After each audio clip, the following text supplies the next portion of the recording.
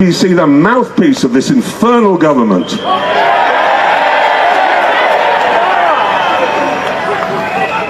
I've got to get the brakes on. The trouble is I'm off my tits on codeine and paracetamol up here. I don't know what I'm saying. But I do want to finish, if I may, with a message to the government. Every warning sign was there, but no one expected it to blow up like this. In a single moment, the calm and carefully polished image of the Labour Party completely fell apart on live television. Before we go any further, a quick favor. If you're enjoying this video, please take a second to like it and subscribe to the channel.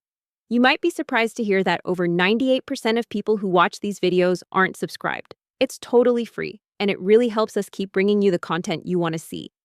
What's your message to the new government? Do you think they get the kind of rural economy at all? No, I don't think any of them have set foot outside Kentish Town for the last 35 years. No, they're a hopeless bunch. So would you invite Keir to your pub, Keir Starmer, the Prime Minister? No, he's banned.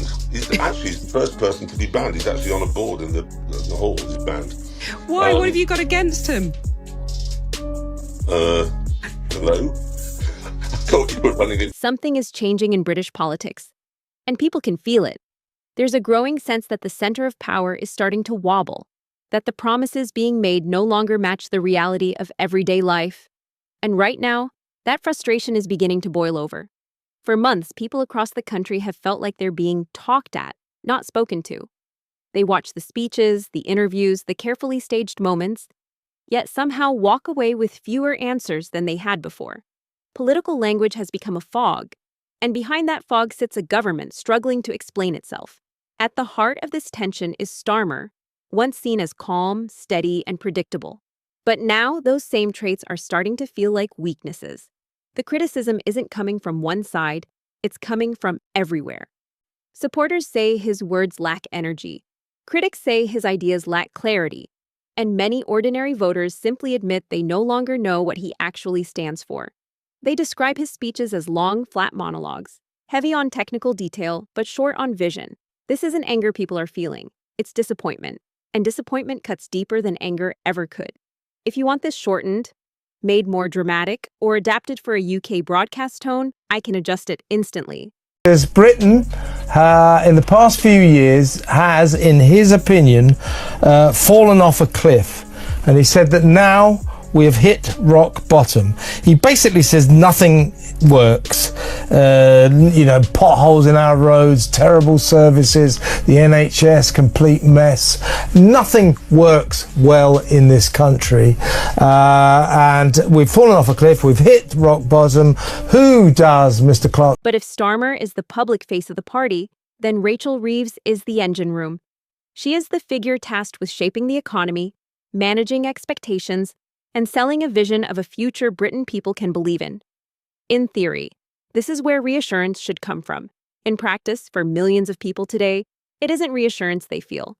It's confusion. It's distance. And above all, it's a sense of being unheard. Rachel Reeves's speeches are precise. Every word is weighed, every figure carefully chosen. But that precision comes at a cost. To many listeners, her message lands cold.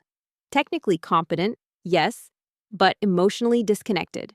Workers listen and struggle to hear their own lives reflected back at them. Farmers listen and feel invisible. Small business owners tune in, hoping for clarity or relief, and walk away unsure whether she truly understands the pressures they face. And that disconnect is no longer subtle. It's becoming impossible to ignore. Because politics isn't just about spreadsheets and forecasts. It's about trust. It's about people believing that those in power understand what it feels like to open a bill you can't afford, to watch costs rise faster than wages, or to worry about whether a family business will survive another year. One of the most explosive flashpoints exposing this gap is the issue of inheritance tax on agricultural assets. For decades, farms in Britain have been more than businesses. They are family legacies, passed down through generations, fields worked by grandparents, barns built by great-grandparents, land that carries history as much as it carries value. These aren't abstract assets on a balance sheet. They are identities, livelihoods, and memories. So when new tax proposals began to raise alarms in rural communities, the reaction was immediate and intense. This wasn't just a financial shock. It was an emotional one. Families feared losing land that had been in their care for a century or more. Parents worried that everything they had worked for would be sold off to pay a tax bill their children never asked for. And farmers, already under pressure from rising fuel costs, fertilizer prices, unpredictable weather, and volatile markets, felt like they were being squeezed from yet another direction. Many in these communities believe the government fundamentally underestimated the impact of these proposals, not just the economic impact, but the human one. And once that sense of injustice takes hold, frustration spreads faster than any policy briefing ever could. But this anger doesn't exist in isolation. It sits on top of a wider feeling that the country itself is stuck. People look around and see roads full of potholes that never seem to get fixed. They see NHS waiting lists growing longer, not shorter. They see public services stretched thin, councils struggling to cope, and local high streets slowly hollowing out. At the same time, wages fail to keep pace. Pay rises disappear into rent increases, energy bills, and food prices. Even people doing everything right, working full-time, paying their taxes, playing by the rules, feel like they're standing still while life gets more expensive around them. In moments like this, caution doesn't inspire confidence. Technical language doesn't calm fears, and carefully managed messaging doesn't restore trust. What people want is direction. They want leaders who speak plainly, leaders who acknowledge how hard things actually are, leaders who don't just explain policy, but explain purpose, who don't just talk about growth, but show how that growth will reach ordinary lives. Right now, many voters don't hear that from Rachel Reeves. They hear competence without connection, detail without direction, and reassurance that feels more like distance. That doesn't mean people are demanding miracles. It doesn't mean they expect instant fixes. What they're asking for is something more basic: to be understood, to feel seen, to feel like their struggles aren't being reduced to bullet points in a policy document. Because when people lose that connection, they don't just disengage from a politician, they disengage from the entire political project. And that's the danger facing Labour right now. If Starmer represents stability and Reeves represents economic credibility, then both must also represent empathy.